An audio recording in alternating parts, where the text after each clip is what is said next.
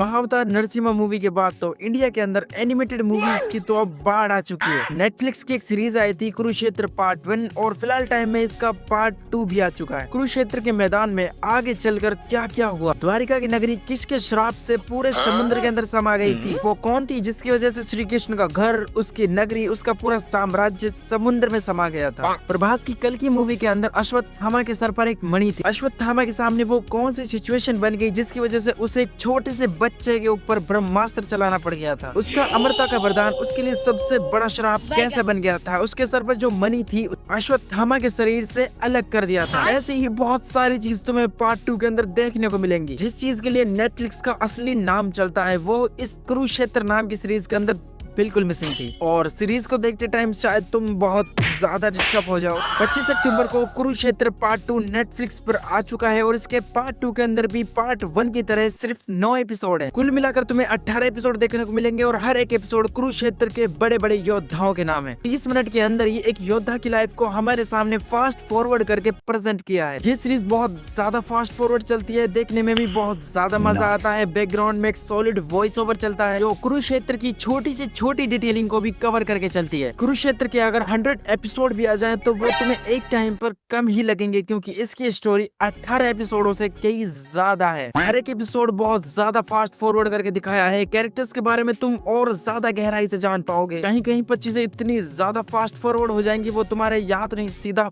ऊपर से चले जाएंगे। सूर्यपुत्र कर्ण का जन्म कैसे हुआ था, उसके पिता का नाम तो तुम्हें पता होगा, लेकिन उसकी माँ कौन थी जिसने कर्ण का जन्म होते ही उसे नदी के अंदर बहा दिया। यहाँ पे एक छोटा सा ट्विस्ट है और तुम्हें बताया जाएगा कि आखिर कर्ण की माँ ने उसे क्यों त्याग दिया था। 5 पांडवों में से उनका एक भाई भीम कैसे कौरवों के 100 भाइयों को एक एक करके मौत के घाट उतार देता है। द्रौपदी का नाम तो तुमने सुना ही होगा जिसका भरी सभा के अंदर चीर हरण किया था। चौसर के एक खेल के अंदर 5 पांडव अपना पूरा साम्राज्य, अपनी बीवी, अपनी इज्जत कैसे हार जाते हैं। ऐसी ही बहुत सारी चीजें हैं जो तुम्हें इस सीरीज के हर एपिसोड के अंदर देखने और जानने को मिलेंगी। अगर तुमने इसका पार्ट 1 देखा है, कुरुक्षेत्र महाभारत जैसे कॉन्सेप्ट को देखने में तुम्हें मजा आता है, तो हाँ ये सीरीज भी तुम्हें बहुत ज्यादा पसंद आएगी। और मेरा सबसे फेवरेट कैरेक्टर था सूर्यपुत्र कर्ण जो अपने भाइयों के ही हाथों मारा जाता है। महाअवतार नरसिम्हा मूवी की पॉपुलैरिटी का सिर्फ एक ही कारण था, उसका एनिमेशन से भी ज्यादा पावरफुल थी उसकी वॉइस डबिंग और उसके इमोशन जो लोगों के दिलों को छू गए थे। महाअवतार नरसिम्हा मूवी को अगर तुम देखोगे तो तुम्हें लगेगा नहीं कि यार एक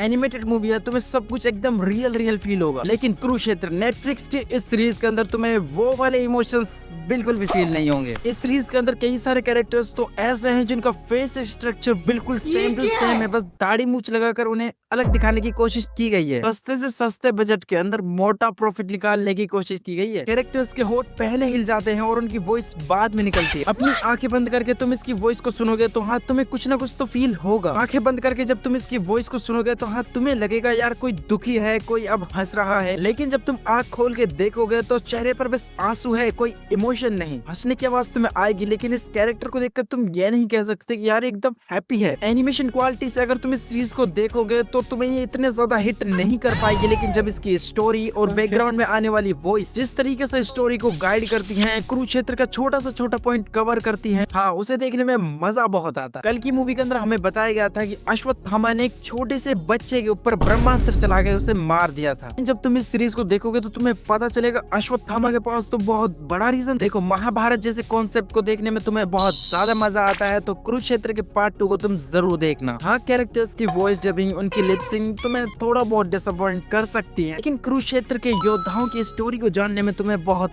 ज्यादा मजा आएगा। श्री कृष्ण कुरुक्षेत्र के युद्ध को किस तरीके से गाइड करता है वो देखने में तुम्हें बहुत ज्यादा मजा आएगा। हाँ फिर भी ये सीरीज एकदम गुड वॉच है। अगर तुम यहाँ तक पहुँच चुके हो तो वीडियो को लाइक कर देना, चैनल पर नए हो तो चैनल को सब्सक्राइब कर देना और हाँ वीडियो को हाइप जरूर कर देना। यार तुम लोग वीडियो को हाइप नहीं करते, प्लीज वीडियो को हाइप जरूर कर देना।